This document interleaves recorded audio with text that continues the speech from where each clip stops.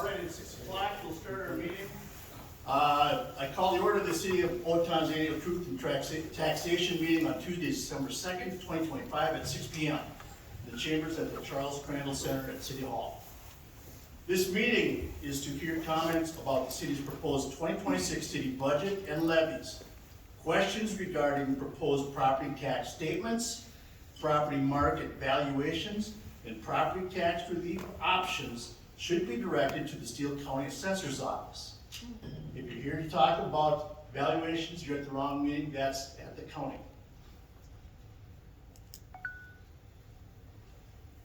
Therefore, they will not be addressed during this meeting. A levy is the city's yearly property tax request used for operations and is set each year through the budget process. A levy increase will cover rising operation expenses, staffing, equipment, inflation, and general city services. A levy is not used for large construction projects, including this is not to pay for new police or fire buildings. City Council will consider the city's final 2026 budget and levies during their next meeting on December 16th, 2025 at 7 p.m. One reminder, gentlemen are asked to remove their hats in the council chambers. Thank you. With that, I will turn it over to City Administrator Tuma. Thank you, President Rainey.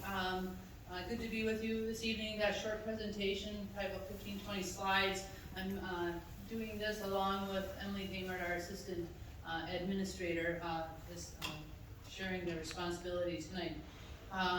The Minnesota Department of Revenue requires cities with populations over 500 to hold truth and taxation hearings and seek public input. And that is what we're here to do tonight. This is our agenda for this evening. It's understanding more about the property tax system.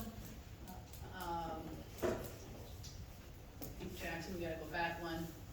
The foundation for the budget, the review of the budget process, the tax levy and the budget highlights for 2026, and the impact to the property owners. This slide here, Steele County is responsible for assessing properties and sending out these proposed property statements. Property owners probably received their statement in November, and they look just like the one here on the right. The preliminary tax for next year is what this is based on, and ours was set at 13%. And so that's what their statements represent.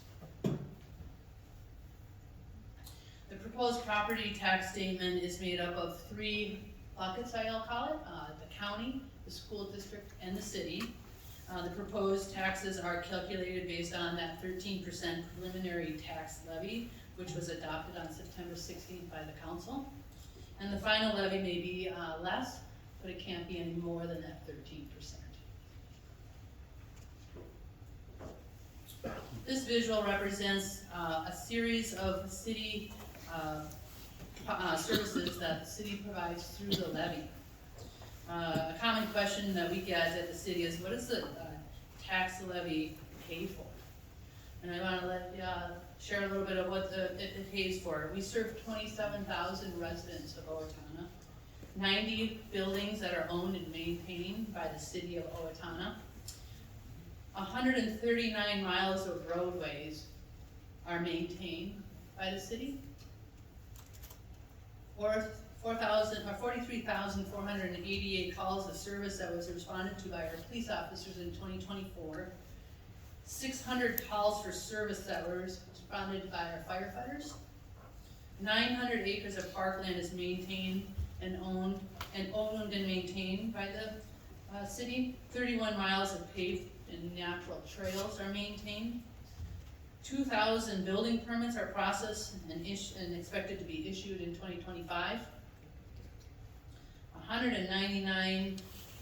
296 items were circulated last year by our librarians.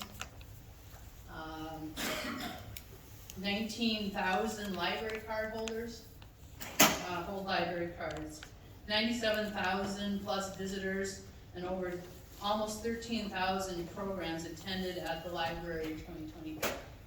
33,000 guests visited the River Springs Water Park, and also participated in swimming lessons, and almost 24,000 rounds of golf at Brook Tree Golf Course, which was an increase over 2024.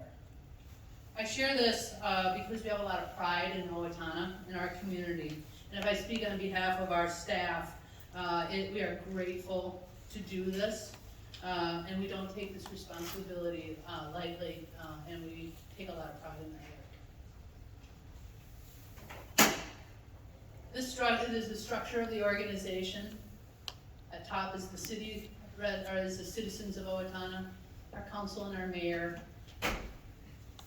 Sorry, I got a timer on this thing and that's why it's bouncing on me, so. And then we have our city attorney that reports to the council and mayor, myself as the city administrator, the assistant city administrator, and then there's 9 departments in here. And in those departments, there's numerous divisions, such as the wastewater treatment, the airport, streets, building officials, and so it represents a greater number than just what's on this structure. Now we're thinking. Strategic planning takes place every year.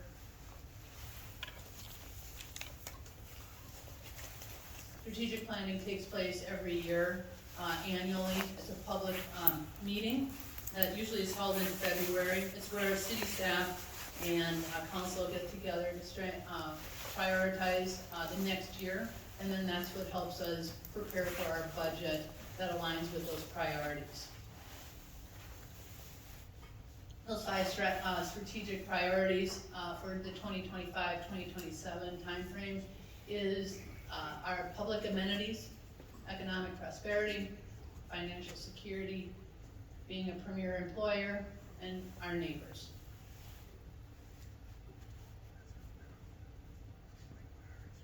That process starts in February, like I mentioned. Directors and myself get together and set the schedule for the process. We meet with, we have a kickoff meeting in June, and then work through the summer and into August and September with having budget proposals presented to the mayor and council, with the mid-September preliminary levy set.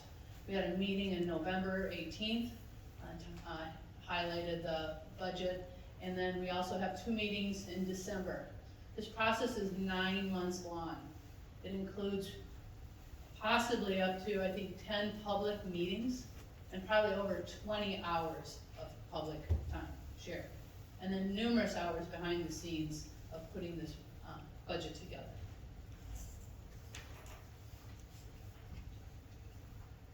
The levy that we had proposed was 13%. That was what the council set on September 16th of this year. That levy can't go up, it can only go down. And after listening and hearing the feedback from the community, the directors went back, the direction of the council too, went back and tried to scale that budget back from 13%. I'm here today to share with you that I'm recommending a 9.9 levy increase for the December 16th adoption when that gets there. So I just wanted to show the difference of that. We did go back to reduce it. And at the next steps, we'll go through what that 9.9 levy represents.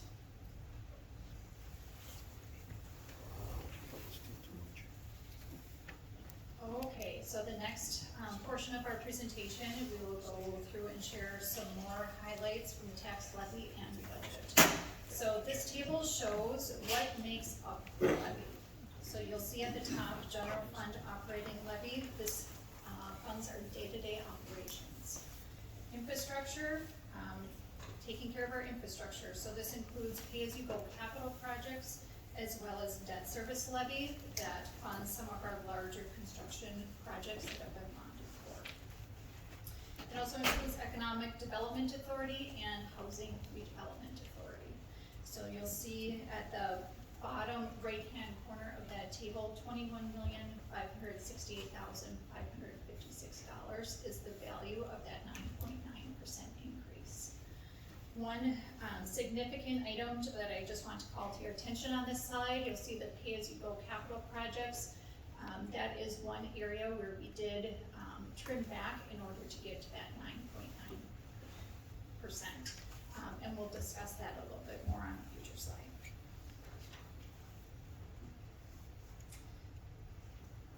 While the tax levy is the city's largest revenue stream, we have other revenues as well. So the tax levy does account for 58.6% of our revenue, and I apologize that is.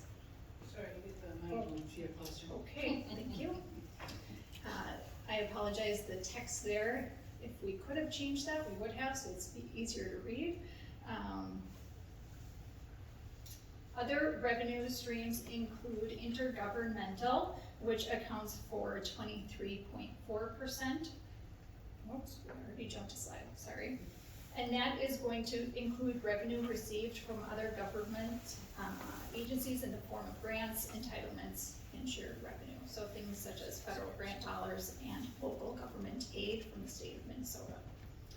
Other revenues include charges for service at 11.5%, fines and forfeitures at 0.4%, interest earnings at 1.6%, and license and permits at 1.5%. Expenditures that go into our 2026 budget. As Jenna noted at the beginning of the presentation, we are a service-oriented and based organization. So you will see the majority of our expenditures go to salaries and wages. We need to take care of our employees so they can take care of our community. Those salaries, wages, and benefits account for 69% of our expenditures. And just to give some frame of reference, we have 144 regular full-time employees, 51 regular part-time employees, and each year we hire approximately 200 seasonal employees to provide those services to the Owatonna community. Other general fund expenditures include supplies at 8.7%, professional and technical services at 5.7%, other services and charges at 16.4%, and then transfers out is very minimal at 0.2%. So how are these funds used across the organization?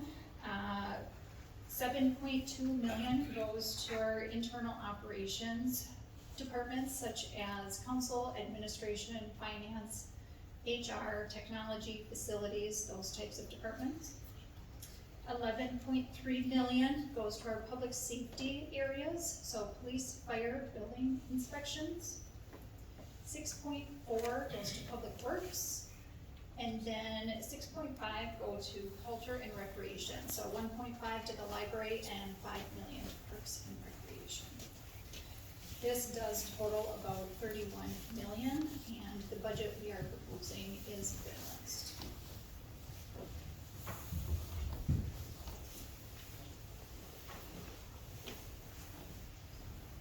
Okay, 2026 capital improvement projects account for $249,000 in the levy. And these really, we're focusing on basic replacement expenses for the upcoming year. So things like lighting, some heat furnace replacement, some pergola replacements at Brooktree, pavement, and technology. The only new item would be the key cutter setup, and that is a security initiative that the city is looking to move forward with. Many of these replacement projects included in the CIP are multi-year projects that have been phased in to minimize the impact on the levy.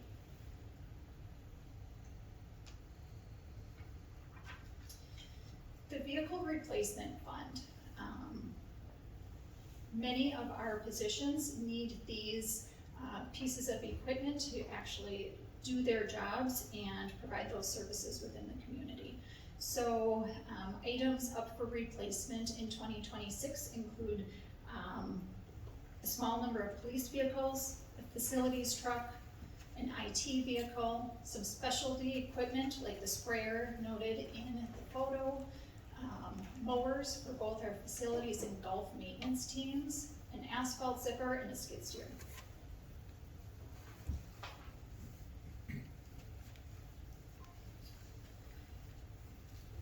Items to note that played into our operating levy increases include basic increased costs for supplies and materials.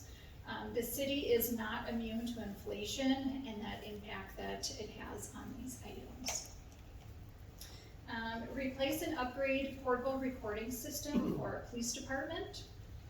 Support for information technology transition from a hybrid environment to cloud solutions. We also need to comply with the state mandated Minnesota paid leave, just like all other Minnesota employers for next year. And also implementing the city council approved 2025 to 2027 employee compensation agreements. So what is a tax levy dollar spent on? So this slide just gives a visual representation of what a dollar on the tax levy is spent on. So 85 cents would be spent on those general expenses.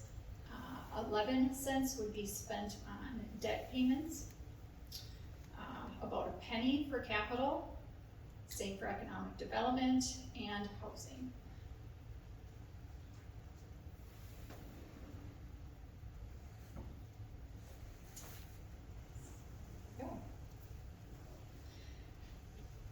So as a reminder, what we presented this evening is just the city portion of the proposed tax statements that were issued to our community members from the Steele County. Property taxes are complicated.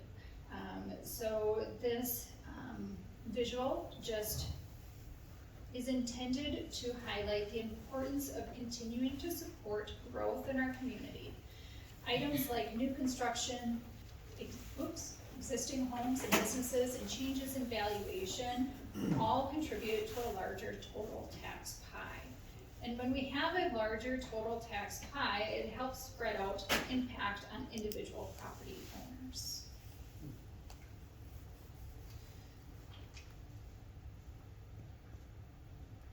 So what does this mean to a community member? So based on 2026 market value exclusion limits, a $275,000 home in 2025 would have paid approximately $1,472 in city taxes. If that same home had no change in valuation, we would expect them to see an increase of $51 or $4.26 per month with the proposed 9.9% levy increase. And again, I want to note that the property tax system is complicated, and these estimates are based on the assumption that there's no change in property valuation. With that, I will hand it back over to you, Council President Rainey. Thank you. So at this time, we will hear public comment. Once again, a reminder that this is not a meeting to discuss property valuations. That needs to take place at the county office. So please limit your comments to 2 minutes. Please approach the microphone, sign in, and state your name and address for the record after being acknowledged by the council president. Those speaking are asked to conduct themselves in a respectful manner as they deliver their comments. Audience members are asked to refrain from reacting to comments. The city council will not respond directly to comments in this venue or take immediate action in response to them. With that, I will open it up to audience members.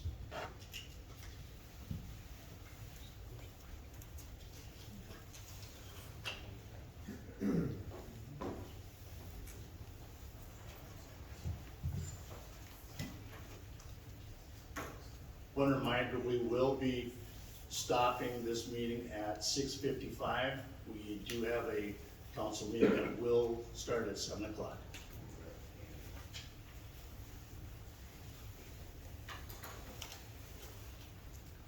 Do I bring that sheet over here? This is the signing sheet.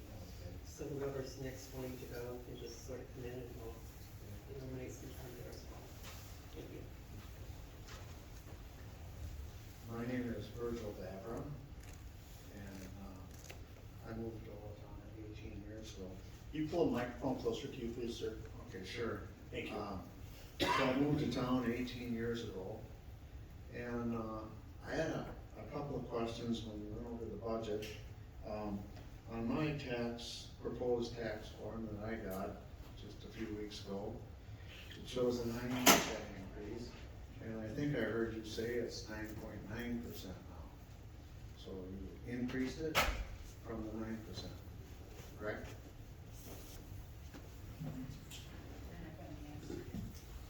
Are you looking at your valuation? No, At 9%? I'm looking at my proposed taxes for next year, and it says percent change 9%. And they said on one of their slides, 9.9%, so did it go up? So it's the city portion, is the portion on the bottom of your tax statement is what you're referencing? Yeah, that's total tax. So that includes the 3 buckets, All three, yeah, everything. so we're only talking about the city portion today? The city went up 9.9%. Not your tax statement, but our levy did. Okay, okay. Well, when I looked at mine here, what I came up with was 14% for the city. And I came up with, for the county, let's see, where's that? They were less. They were Virgil, did your valuation go up?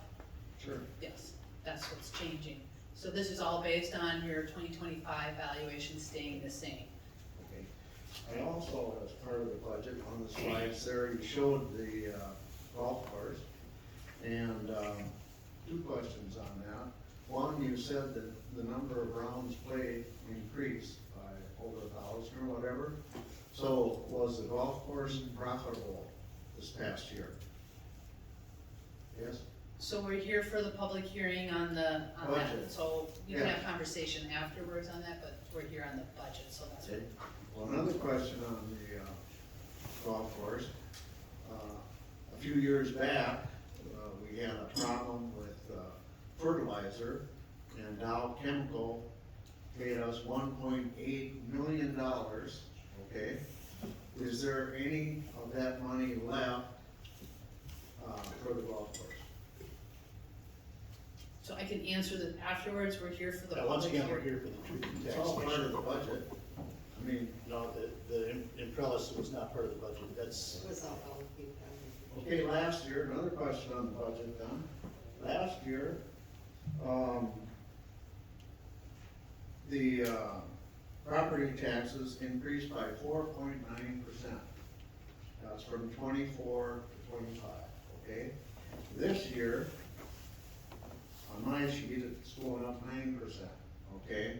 And did I hear you say that you're adding 51 new people? No? I thought you said you have 144 permanent employees, right? Did you say that? The purpose of this meeting is for us to hear your comments. It's not a question and answer Well, I wanna scenario, know. but we're more than happy I to wanna schedule know. some time to visit with you and answer I your wanna questions. we got a lot of people outside of this meeting. that want I to. want to know where the increases came. If you're adding 51 people, and 200 seasonal people, 2/3 of your budget is employees, okay? So are you adding Virgil, people, we're not adding increasing people. salaries? Where is that large increase coming from? So we'll share our slide deck, and it's listed in there where those increases came from. I didn't see it, okay? We need to move on, sir. Okay, the other thing is, Sir, you've been way over 2 minutes. We need to move on to hear other people, please. you haven't answered any of my questions, though. They don't answer questions at this meeting, it's for your opinions and concerns. Yeah. So I That's came, it. so I came here, it's a waste of time. You have a very poor way of. Have the next person come up and sign in, Of please. property values, of assigning property values. That'd be a I have county, a proposal for that, but I don't think you wanna hear it. that's a county issue, sir. Thanks for nothing. But the next person after this lady will come up and sign in. That way we can make sure we get as many people as possible by 6:55.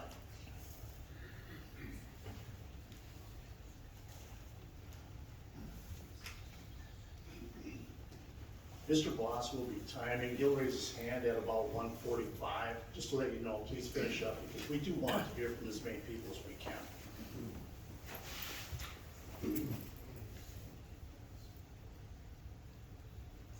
Good evening. Good evening.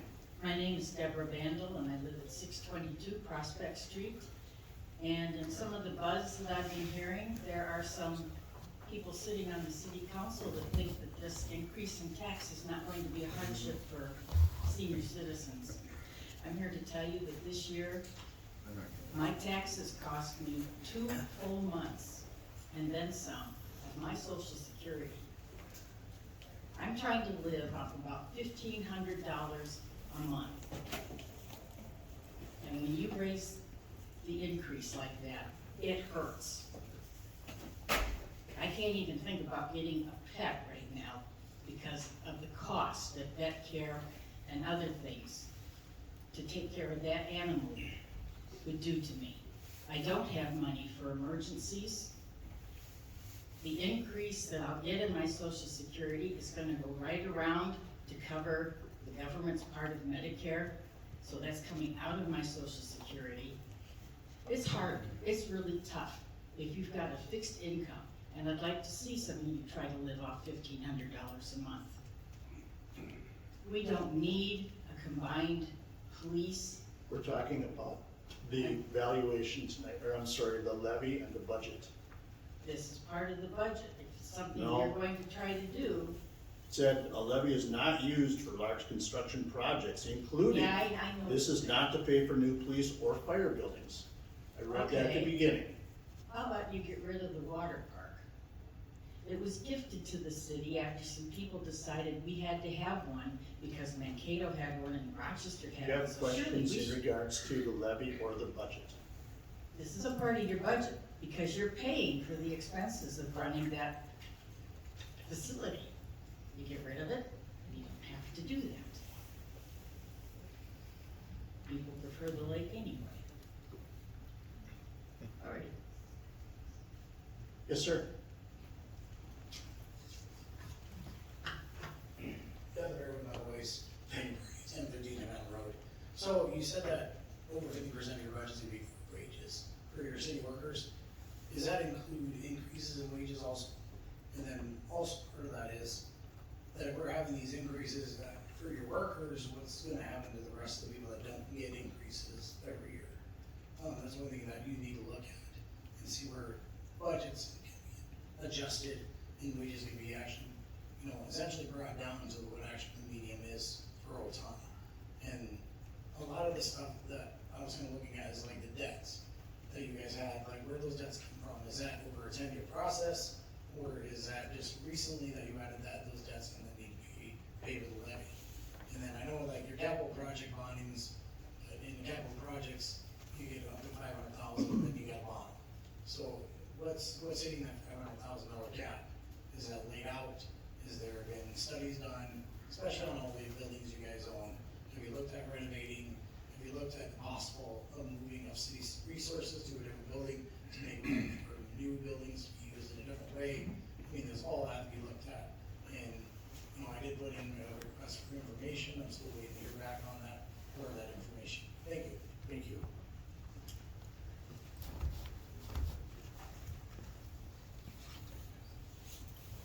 Anyone else this evening?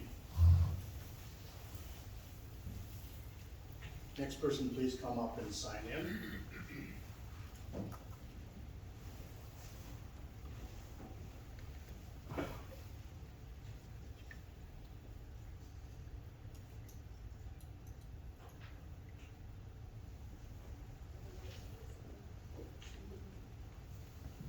Good evening, everyone. I just wanted to come up. First of all, I do always try to give my respects to each one of you. Many people do not step up to do what needs to be done. So, as elected representatives, I would like to remind us really all that you do not just manage dollars, you serve the people who earn them. We are meant to be all responsible stewards. And that means we must exhaust every alternative before reaching into taxpayer pockets again. Before we can ask the people of Owatonna for more money, you must demonstrate that you've maximized the resources you already have. That includes what I believe and many are recommending and looking to as a state-run audit. I don't know the particulars on when the last one was done. I'm not asking the question. I'm just posing it to everybody who is listening, and to media, and to the video, of anybody who's gonna watch this, that we push for that. Do you have a Full question? transparency. Ma'am, do you have questions on the budget or the levy? That's what this meeting That's is what for. the levy is about. I'm asking that before we spend more, that we show that we are stewards of what we have. So that's why I'm suggesting to those listening, a comprehensive budget or audit done by the state. There needs to be more transparency. I know that it's on the website. People don't know how to navigate it. People don't even know that it's up there. I think having informational sessions where people can know what's available to them, and then more public-private partnerships. And most importantly, authentic, again, community engagement. So, Thank you. thank you.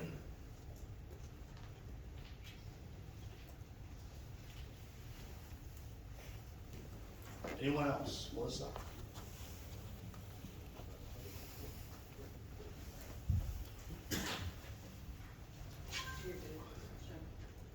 Thanks. At first, I'd like to say thanks for bringing that budget down. I'm here tonight because I care about the community and how the decisions made in this room impact every household in Owatonna. Right now, families are facing pressure, rising food costs, rising housing costs, uncertainty in every direction. For many, this is the hardest day-to-day economy they've ever lived through. At the same time, the city is holding 53% of its general budget in reserves, above the state's recommended range. That tells me the city has been cautious, which is good. But it also tells me that we are now in a position to offer relief. The city has enough reserves to fund more than 6 months of operation without collecting another dollar. Savings are important, but over-collecting from residents during a difficult economy is not. And even though the levy was reduced from 13% to 9.9, almost 10% more, is still unaffordable for many families.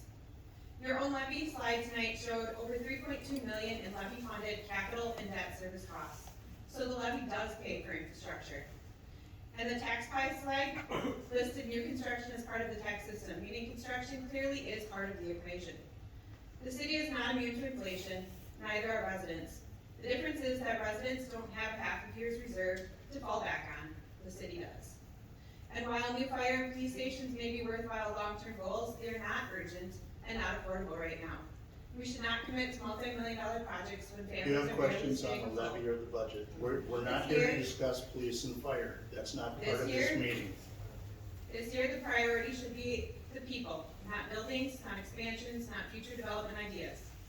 We are holding above the recommended reserves. We should lower the levy, or at minimum pause major spending until the economy stabilizes and residents can breathe again. Thank you. Owatonna families have done their part. Tonight I'm asking you to do the same. Thank you.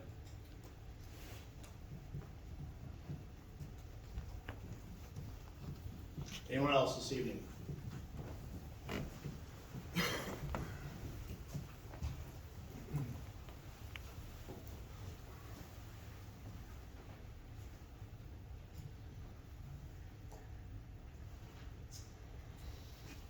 I will honestly say I don't want any of your jobs, never want it.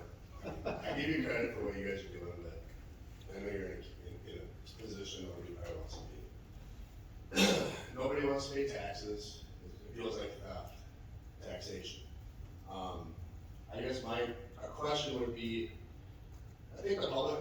absorb a 2 or 3% increase, but these, when you come at 13 and get a little pushback, and now we're down to 9.9, it just makes the guy scratch his head and wonder how was it that easy to come down to that? That's a lot of money, just by some pushback. So, I mean, you had good slides, but where do we see numbers? You know, I get inflation, I deal with it with farming, but fuel isn't, I mean, I don't know how much you figure for inflation per year, but I think our inflation has come down a smidge. On fuel, what we purchase for farming, it's not the same as it was 2 years ago. And that's why I'm just asking, why is our inflation in the city keep going up so much? To me, it's the wages. People are overpaid. You can't keep giving people raises when people are struggling, and then we come with a 13% tax. Like, why didn't we go projected and see where we're at, 2% per year instead of just hitting everybody with 13.6, and then now we're going to 9.9. This looks really bad. That's all. I mean, I think people just want transparency, and that's what it. And we can absorb little 1, 2, 3%, but when you come at 13, people just want to give you guys a finger. I mean, people don't want to pay it, and some people can't. And you're taxing the middle class out of this town. I don't know if you see that or not, but you will tax the middle class out of this town. So I appreciate your time. Thank you. Thank you, sir.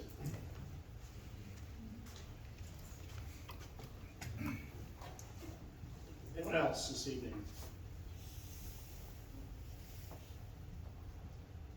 Seeing no one coming up, at this time, we will close the comments. I want to thank everyone for attending. City Council appreciates the comments provided for consideration prior to voting on the proposed budget at our next council meeting, 2 weeks from tonight.